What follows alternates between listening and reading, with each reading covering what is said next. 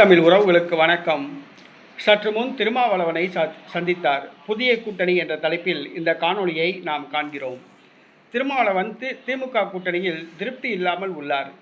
கூடுதல் தொகுதி எதிர்பார்க்கிறார். ஆனால் திமுக தயாராக இல்லை. இந்த சூழ்நிலையில் தொகுதி பிரச்சனை திமுக கூட்டணியில் எழுந்துள்ள காரணத்தினால் திமுக கூட்டணியிலிருந்து விசிக எந்த நேரத்திலும் வெளியேறலாம் என்று கூறப்படுகிறது. இந்த சூழ்நிலையில் திருமாவளவனை சற்று முன் அதிமுக மூத்த தலைவர் ஒரு முன்னாள் அமைச்சர் சந்தித்து பேசியுள்ளார்.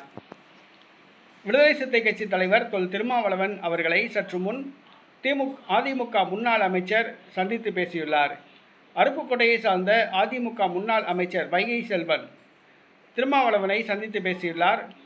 அதிமுகவுடன் கூட்டணியில் இணையுமாறு அவர் கோரிக்கை வைத்ததாக கூறப்படுகிறது. ஆனால் திருமாவளவன் பாஜகவுடன் அதிமுக கூட்டணியில் இருப்பதால் விடுதலை சிறுத்தை கட்சி அதிமுக கூட்டணிக்கு வருவதற்கு வாய்ப்பில்லை என்று தெரிவித்துள்ளார். ஆக வருகிற சட்டசபை தேர்தலின் பொழுது சட்டசபை தேர்தலுக்கு முன்பாக அதிமுக பாஜக கூட்டணி அதுவரை நீடிக்காது என்று கூறப்படுகிறது. பாஜகவுடனான உறவை அதிமுக முறித்து கொள்ளலாம் என்று கூறப்படுகிறது. பாஜகவுடனான உறவை அதிமுக முறித்து கொண்டால் விடுதலை சிறுத்தை கட்சி அதிமுக கூட்டணிக்கு வருவது பற்றி பரிசீலிக்கலாம் என்று திருமாவளவன் தெரிவித்துள்ளார்.